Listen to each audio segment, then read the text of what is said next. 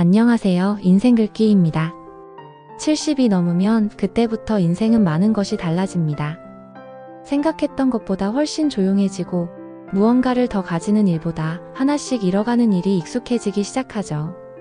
젊었을 땐 돈이 많으면 다 해결될 줄 알았습니다. 좋은 병원도 가고 좋은 음식도 먹고 좋은 집에서 여유롭게 살 수 있을 거라고 생각했죠. 그러나 70이 넘고 보니 그 모든 게 하나씩 흔들리기 시작합니다.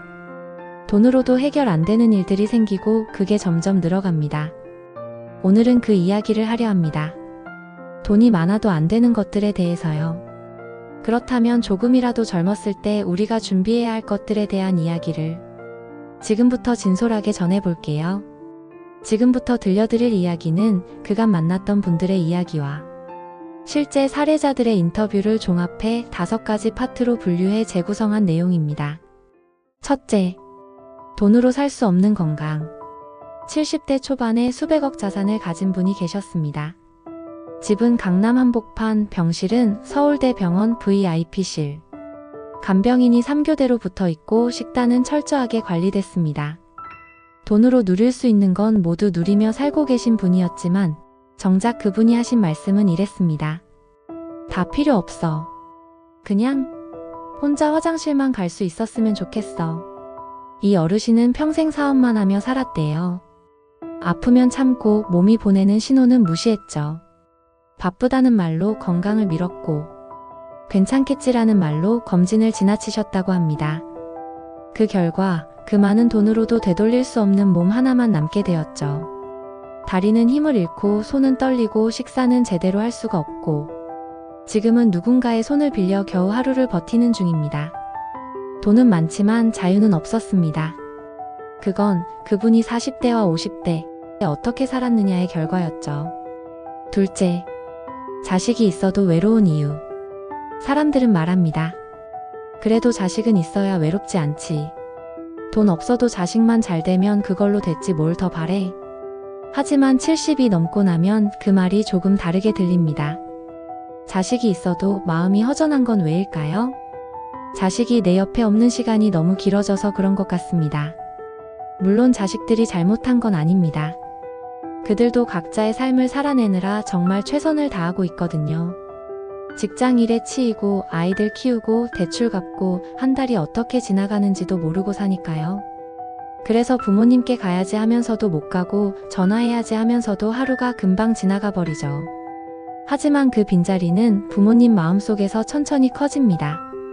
밥을 먹을 때도, TV를 볼 때도, 밤에 누워 천장을 볼 때도 자식 생각이 문득문득 납니다.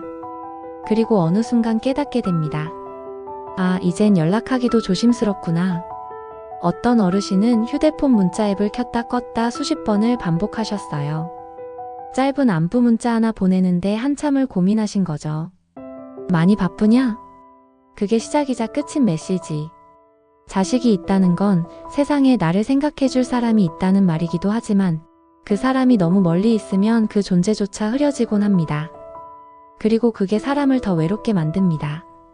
가끔은 내가 먼저 연락해야 하나, 귀찮아하지는 않을까, 바쁠 텐데 방해가 될까? 그런 생각에 스스로를 자꾸 작아지게 만듭니다. 어느 순간부터는 자식 이야기를 먼저 꺼내는 것도 미안해집니다. 나도 알지 우리의 바쁜 거. 그래서 연락 없는 거. 그 말 뒤에는 늘 기다림과 서운함이 조용히 쌓여 있습니다. 자식이 있어도 그 자식이 곁에 있지 않으면 그건 함께하는 게 아닙니다. 이제는 자식에게 기대지 않고 살아야겠다. 결심을 해도 보고 싶은 마음은 결코 줄지 않죠. 그게 부모입니다. 그래서 우리가 70을 넘어서도 따뜻한 관계를 이어가려면 곁이 되어주는 노력이 필요합니다. 자식이 먼저 다가와 주지 않는다면 부모가 먼저 손을 내밀어야 하는 현실. 어쩌면 그게 지금의 세대 간 거리인지도 모르겠어요. 가끔은 먼저 말해주세요. 엄마가 아들 보고 싶어 연락했다. 우리 딸 아빠 목소리 안 잊어버렸어? 그 말 한마디가 서로를 다시 연결해 줄 수 있습니다. 셋째, 말 걸어줄 사람 하나 없는 삶. 외로움은 조용히 찾아옵니다. 처음엔 그냥 대화가 줄어든다 싶죠. 그 다음엔 연락이 뜸해지고 그리고는 나도 모르게 말수가 줄고 혼잣말을 하게 됩니다. 서울의 한 고급 오피스텔에서 80대 남성이 혼자 세상을 떠났다는 뉴스를 본 적이 있어요. 그 집엔 최신 TV와 비싼 가구들이 놓여 있었지만 그를 찾는 사람은 아무도 없었습니다. 죽은 지 한 달 만에 이웃 주민들이 어디서 악취가 난다며 신고하여 관리인에 의해 발견되었다고 합니다. 그 사람이 마지막으로 누군가와 대화를 나눈 건 2달 전 정수기 관리하러 오신 직원에게 수고하세요 라고 한 말이었답니다. 외로움은 말 한마디 없는 하루에서 시작됩니다. 그리고 그 하루가 일주일이 되고 몇 달이 되고 아무도 기억하지 못하는 시간이 되죠. 넷째, 누군가에게 부탁할 줄 아는 용기. 우리는 평생을 스스로 서야 한다고 배웠습니다. 도움받는 건 약한 거라고, 누군가에게 손을 내미는 건 자존심을 버리는 일이라고 생각했죠. 하지만 70이 넘으면 몸도 마음도 예전 같지 않습니다. 조금만 무리해도 숨이 차고 계단 몇 칸만 올라가도 다리에 힘이 빠집니다. 어느 날 시장에서 우연히 본 풍경이 있어요. 한 할머니가 2손 가득 무거운 장바구니를 들고 오르막길을 오르시고 있었어요. 3걸음쯤 걷고는 잠깐 쉬고 또 몇 걸음 걷고는 허리를 숙이며 숨을 몰아쉬셨죠. 그런데 그때 뒤따라오던 어떤 중학생이 조심스럽게 말했습니다. 제가 좀 들어드릴까요? 할머니는 처음엔 손을 내저으셨어요. 됐어. 내가 들 수 있어. 하지만 학생이 끝까지 옆에서 기다리자 결국 장바구니를 내어주셨고 그 짧은 거리 동안 두 사람은 이런저런 이야기를 나눴습니다. 나중에 알게 된 건데 그 할머니는 평생 혼자 장사하며 살았던 분이셨대요.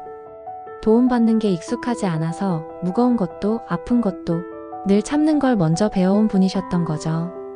사람은 누구나 누군가에게 기대야 할 순간이 있습니다. 도움받는 게 나약한 게 아니라 살아있다는 증거고 사람 사이에 있다는 증거예요. 그리고 그 용기 하나가 노년의 마음을 살게 합니다.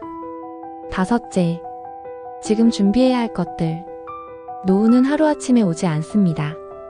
노후는 어느 날 갑자기 찾아오는 게 아닙니다. 지금 우리가 만들어가는 중이죠.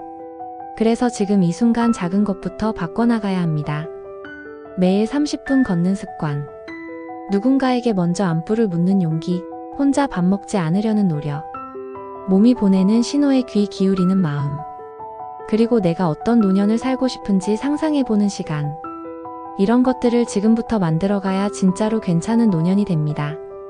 여러분들은 어떤 70대를 꿈꾸고 있나요? 70이 넘으면 다 가진 사람도 허전해지고 없던 사람도 단단해질 수 있습니다. 그 차이는 돈이 아니라 삶의 방식에서 나옵니다. 지금의 선택이 당신의 70대를 결정합니다. 말을 아끼지 마세요. 몸을 너무 혹사시키지 마세요. 관계를 귀찮아하지 마세요. 그리고 무엇보다 자신에게 조금 더 친절해 보세요. 당신은 앞으로도 누군가에게 필요한 사람이고 누군가에게 따뜻한 사람이며 당신 자신에게도 소중한 사람입니다. 인생글귀에서는 여러분들의 의견과 경험담을 기다리고 있습니다. 이런 주제로 영상을 만들어주면 좋겠다 하는 내용 있으시면 이메일로 내용을 전달해주세요. 적극적으로 검토하여 영상 만드는데 반영하겠습니다. 오늘 하루도 무사히 편안한 시간 보내시길 기원합니다. 찾아주시고 시청해주셔서 감사드립니다. 인생글귀